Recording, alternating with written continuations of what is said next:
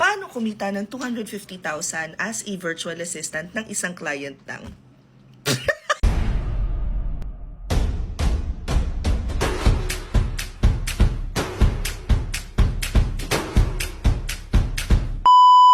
Hoy, seryoso to ha. So, is it really possible na kumita ng 250,000 isa lang ang client? I would also take into account yung hindi ko na lang kukunin na screenshot but based on research, Reddit. Bagsak daw ang JSS, parang 79 ang JSS, 14 active contracts sa Upwork. I'm not here to judge because parang 56 yata yung ano ko sa Upwork. Matingnan nga. Matagal-tagal na rin ako hindi nagbubukas ng Upwork. So, tingnan natin kung anong JSS ko ngayon.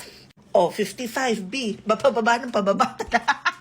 Saka na natin pag-usapan kung bakit 55 lang yung job success score ko sa Upwork at bakit hindi ko pinaparaanan. In the meantime, pag-usapan muna natin yung mainit-init, hitik na hitik. At also, by the way, I just have to say ha, kaya lang nakuha yung attention ko is because isa sa nag-post sa isang Facebook group, isinama yung screenshot dun sa aking interview with GMA. Nandun yung screenshot pero hindi siya kasali dun sa post ni Kumaring Jessica. So anyway, malinis na malinis. 250,000. Tama na ba yung number of zero ko? Halimbawa, you will work full-time divided by 160 hours a month. Kailangan mong kumita ng 1,562 pesos and 50 cents or kung ang palitan ay 55, kailangan mong sumingil ng mahigit sa $28 per hour. At the top of my head, mga services na pwede mong i-offer as a virtual assistant, as a freelancer that could charge $28 and above, I would say number one, project management. Pwede mo yung pag-aralan sa Coursera, sa LinkedIn Learning. You can also offer CRM management and automation. So, pwede mo pag-aralan yun sa HubSpot, Salesforce, Zoho, CRM, Go High Level.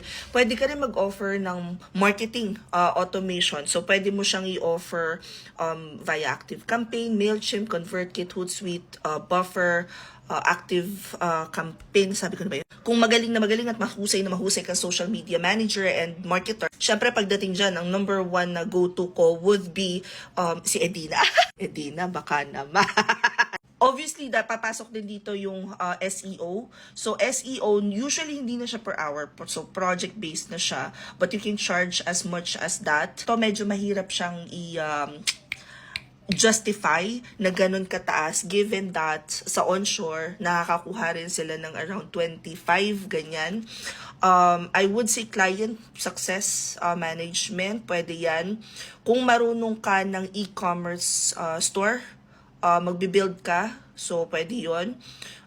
I know for a fact na PPC can charge as high as 30. Now, other than that, obviously marami pa kayong pwedeng services na i-offer na pwede mong i-charge na 28. So, ang question is, kaya bang kumita ng 250,000 ng isang client lang? Yes. Paano matututunan yon? Depende. Udemy, LinkedIn Learning, Skillshare, YouTube. Marami kayong pwedeng puntahan na matututunan nyo to for free. Now, the only question is, how are you going to present yourself? Are you worth $28 an hour and more? Share ko lang yung opinion ko. No hate. Let's try and stay calm. Kasi nakita ko yung comment section ng post. Talaga kumakamot na naman ako sa ulo. Ang dami na namang Guys, naghihirap na ang mundo. Tumataas na ang presyo ng sardinas.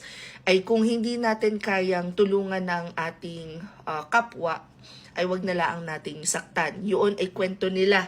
Kung gusto ninyo, humanap kayo ng paraan para ma-share din yung kwento ninyo. Kung feeling ninyo nagsinungaling yung post or yung interview or whatnot, that's on them. May nakita pa ako, BIR is waving.